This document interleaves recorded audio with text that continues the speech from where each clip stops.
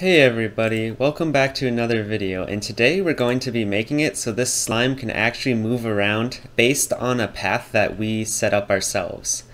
So the first thing that we're going to need to do is add some more components. So first let's add a rigid body 2D and also add a circle collider 2D as well.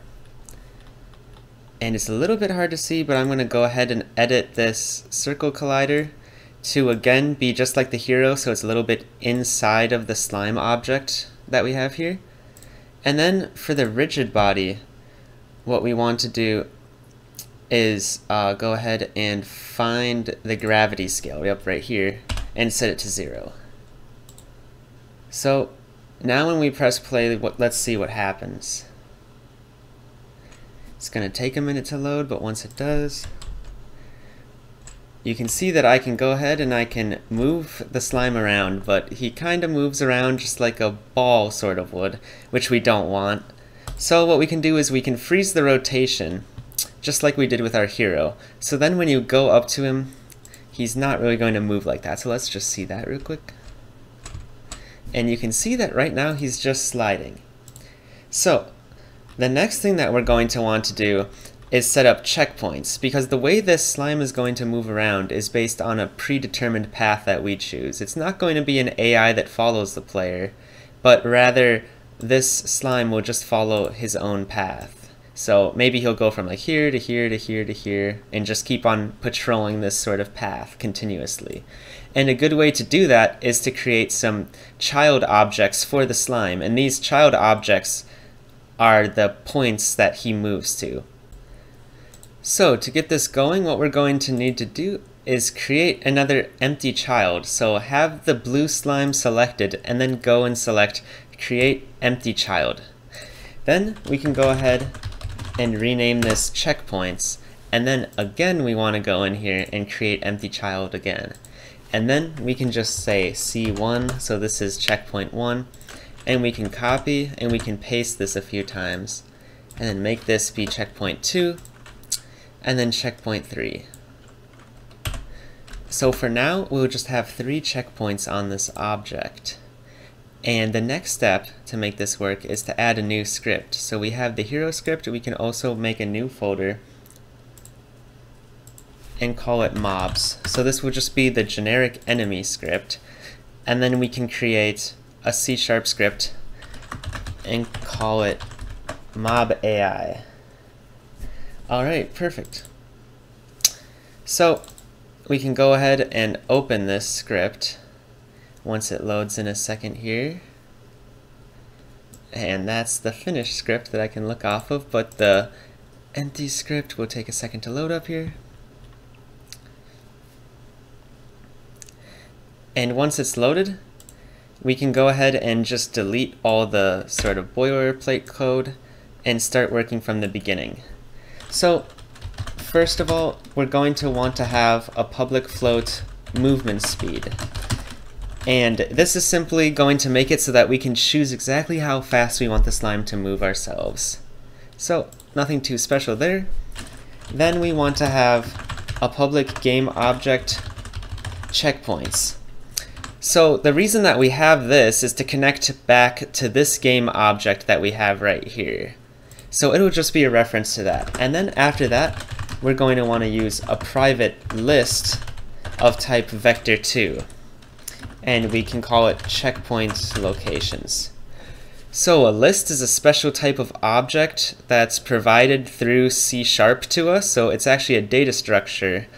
And what these like less than and greater than symbols indicate is that we want it to be of type vector2. So it's a list of objects that happen to be vector2 objects. And then we're just naming it like we're naming any other variable. So after that, we can put a private int current checkpoint equals 0. So this way we can just iterate through all of our different checkpoints one by one to remember which one we're in. And then lastly, we just need to access the rigid body 2D, and then we can just call this RB for rigid body. So let's make the start function here, and inside of there we have a few lines of code that we need to do, which includes setting up the checkpoint locations to equal a new list that is vector2. So this also might be a little bit confusing, because right here we're declaring that there exists a checkpoint locations that is of type list and contains vector2s, but we're not actually setting it equal to anything.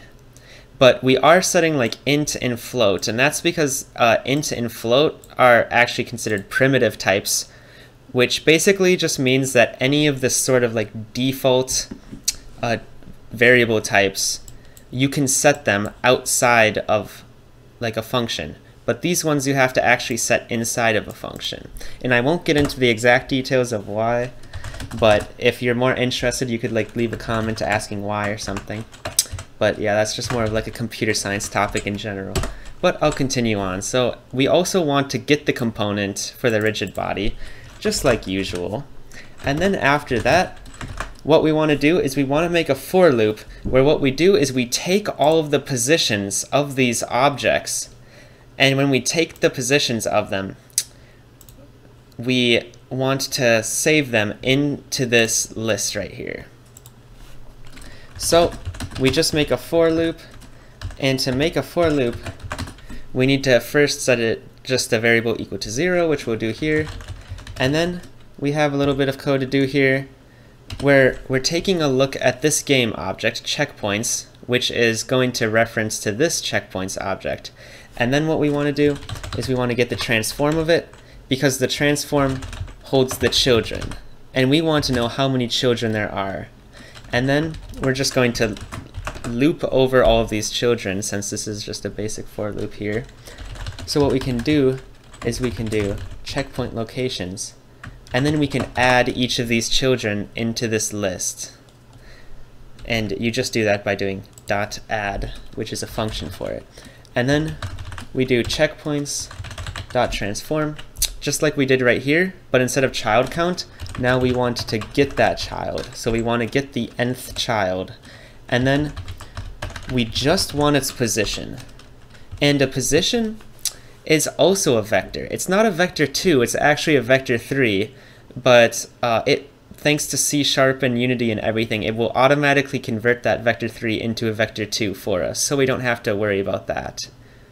But yeah, then after that, this checkpoint and these objects become kind of useless to us, because we took it from these outside external objects and we have it stored inside this script now, so we actually don't need the checkpoints.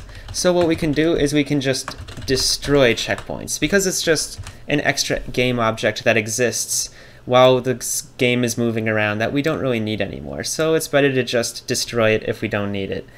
And we can just destroy checkpoints, and because these are children, they'll automatically get destroyed along with the checkpoints object itself.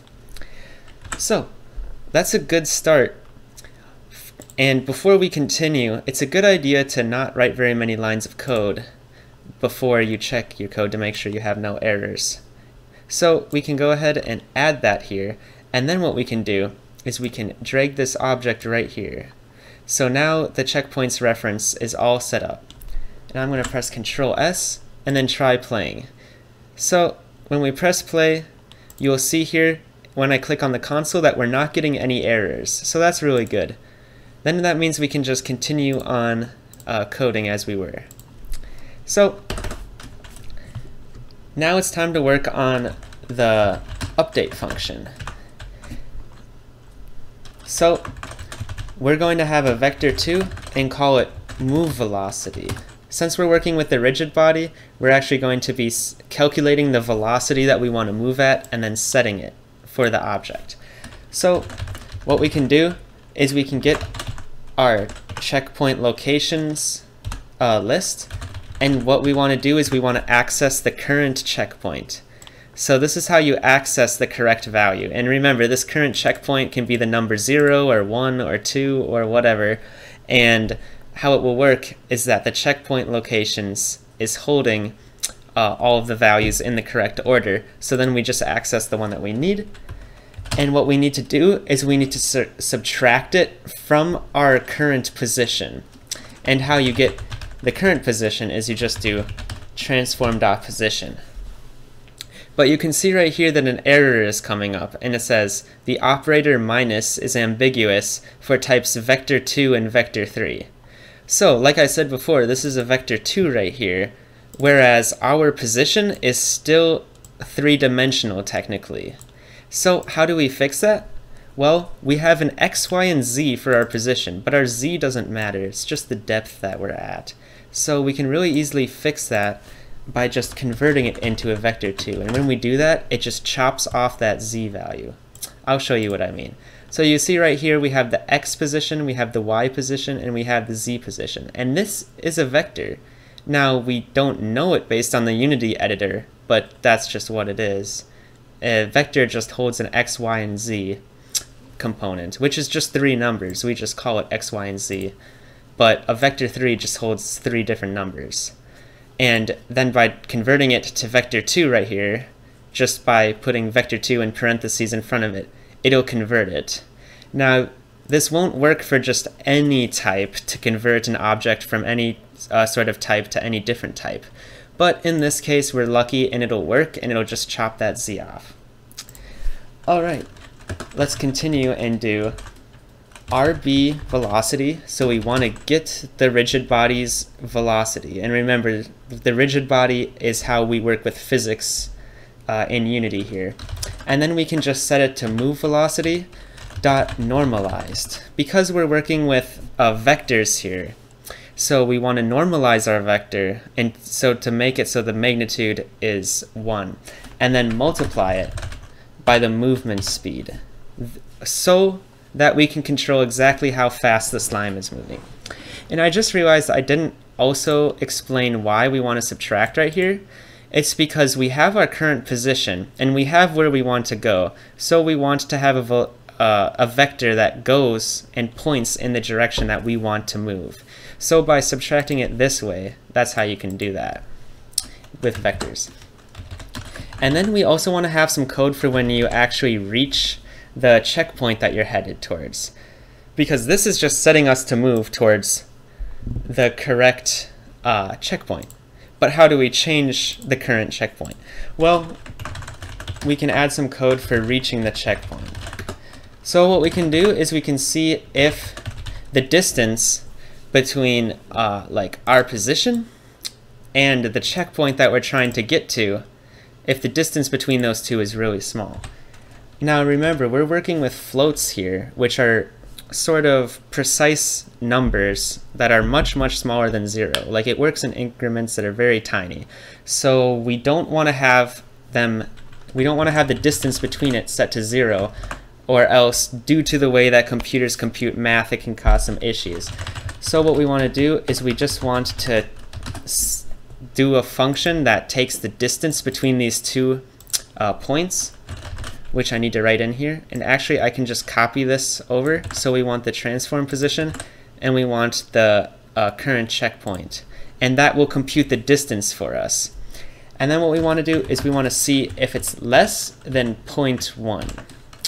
So that's a good number to use, because we don't want to see if it's equal to 0. Because one thing that you need to know is that these floating point numbers aren't exact.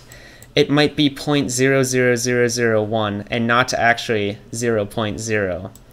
And yeah, so that'll cause problems. So it's good to just use numbers like that instead. And all we have to do, if that's the case, is just increase the current checkpoint by 1. And that's perfect, right? Except for the problem that we want the slime to continuously go from 1, 2, 3, and then repeat. 1, 2, 3. So the problem is, if it got to 3, then it would go to 4, and there is no 4. And that'll give us an error. So in order to fix that, we can use something called modulus, which I will show you in a second. Yeah, so now you guys can start to see, if you're a beginner, why math is pretty important in computer science and programming video games in general. But what I'm doing here is I'm doing mod of the checkpoint locations.count. So .count is how you get the length, or how many objects, or in this case how many vector2s are held inside this list. So in this case we have 3 different vector2s. So what this will do is the modulus will give you the remainder. So the remainder of, let's just say current checkpoint is 0, so then it adds 1. So now this right here is 1. 1 mod 3, because we have 3 checkpoints, is equal to 1. And so that means nothing changes. You can basically erase this. But the thing is, if the current checkpoint is 2, and we go to 3 here, then 3 mod 3 is equal to 0, because you can divide 3 by 3, and then the remainder is just 0, so it just returns 0. And then that is actually correct, because we want it to go to the first checkpoint, which it might be a little bit confusing, but checkpoint 1 is in position 0 of the list, and so on. So once the number reaches 3, then it'll always just go back to 0 and just repeat for all of infinity, which is what we want. So that's all the coding that we need to do for this. The last thing that we really need to make sure that we're doing is to actually set some good positions for this. So you can see right when I click on C1, nothing really happens. So what we want to do is switch from the mode that we're currently in, which is just the rectangle tool, to the move tool. Because these objects are invisible right here, we can't really see where they are. So I'll just drag this down, and I'll find the second point, I'll drag it over here, and then I'll drag the third point, and let's just say I drag it over here. So it's making this triangle shape. And if you lost the positions of the other ones, you can just click on them, and they'll come back up. So yeah, that looks good. One other thing to note is that if I move the slime, then the positions are also going to move, and that's because these are children of the slime object, so they will move with the slime. So that's just something really important to keep in mind. So let's see if that's all working correctly. And that's not still working correctly, because we first of all need to change the move speed from 0 to, let's just say 1, and see how that works out. Okay, so you can see that the slime is now moving between those 3 positions, and also if you look over here you can see that those children objects were also deleted, because yeah, we're having the scene currently play right here and there's no objects there. And also, just to test this out, if I want to, I can change the movement speed while the game is playing to sort of get a good value. And I can just drag it, and I think, yeah, a value of 0.2 seems pretty good. So if I stop this, you can see it goes back to 1, and that's because changes you make while you're running the game don't occur, or don't save, I should say. So I just changed that to 0.2, so it will save. And also, this blue slime has been changed from the prefab that we created. But these changes are really useful, and we want them for every single slime that appears in the game. So what I can do is I can just press this override button and click apply all. So all of these changes were applied to this blue slime object. And when we drag this another slime in, he'll have the same characteristics as this slime. Alright, so that was a lot of coding and a lot of math that we did today. So I hope you enjoyed.